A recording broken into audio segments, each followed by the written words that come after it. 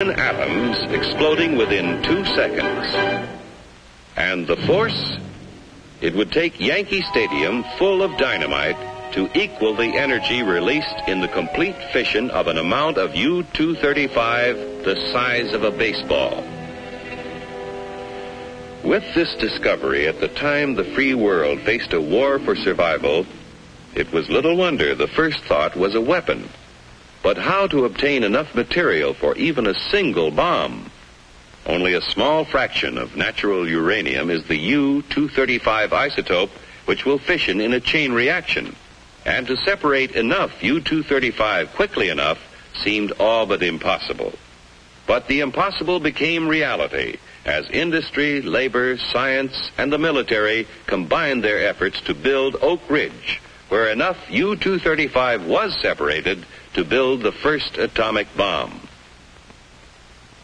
At Hanford, Washington, another impossible project proved possible when a huge plant was built for the mass production of the artificial element plutonium. This process involves what may be called the furnace of atomic energy, the reactor pile. Here is a structure or pile of graphite blocks.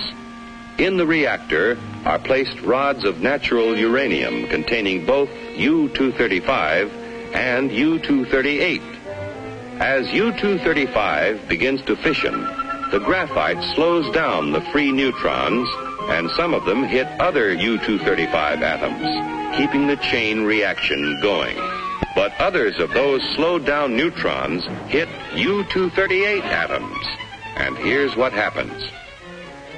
Remember, we said that U-238 wouldn't support a chain reaction. However, it will capture neutrons from U-235 fission and start a process which converts the U-238 first to neptunium, then to plutonium. And plutonium will fission in chain reaction. Thus, the reactor itself is a source of atomic fuel. Besides producing plutonium, the nuclear reactor makes possible two very important peacetime uses of atomic energy. Remember that the chain reaction process in the reactor creates tremendous heat, which scientists have learned how to control. Thus, a reactor may be substituted in many industrial applications where heat is now provided by coal or petroleum. But such uses in the foreseeable future are limited. For one thing, a reactor pile must be shielded to protect the workers around it from dangerous radiation, and this shielding adds tremendous weight.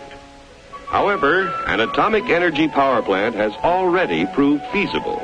The future supplying of electric power to entire cities is far from impossible, while nuclear power in locomotives, submarines, ships, and even very large airplanes may all but revolutionize future transportation on land, sea, and air. But perhaps the most valuable byproduct of the nation's reactor piles is radioactive isotopes.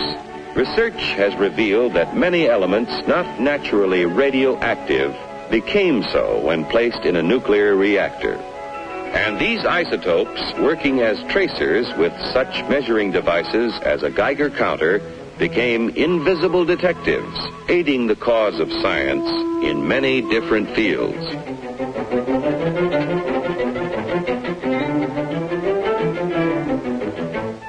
In agriculture, isotopes are now used to test such things as the effect of fertilizers on plant growth and the proper timing for their use, helping to assure bigger and better yields from tomorrow's farms. In industry, isotopes have found literally hundreds of new uses, such as the automatic thickness control of sheet aluminum, saving hundreds of man-hours of labor and assuring accuracy never before possible. In the fields of medicine and biochemistry, isotopes are performing near miracles of diagnosis and discovery. With radioactive sodium, doctors are solving more of the seeming mysteries of heart disease and circulatory disturbances. Radioactive phosphorus has been used to locate tumors in the brain and greatly simplify operations for their removal. Iodine 131 finds one of many uses in revealing conditions of the thyroid, and there are many more. New ways of using isotopes are being discovered constantly through the tireless work of modern pioneers in such fields as chemistry, metallurgy, medicine, and biology. Truly, the superpower which man has released from within the atom's heart is not one, but many giants. One is the warrior, the destroyer. Another is the engineer, seeking to provide vast quantities of energy to run the world's machines. Another is the farmer, helping to better feed tomorrow's world. Still another is the healer, helping to diagnose and cure the sick. And the last is the research worker, working on in the fields of pure science to reveal more of the mysteries of the universe. But all are within man's power, subject to his command.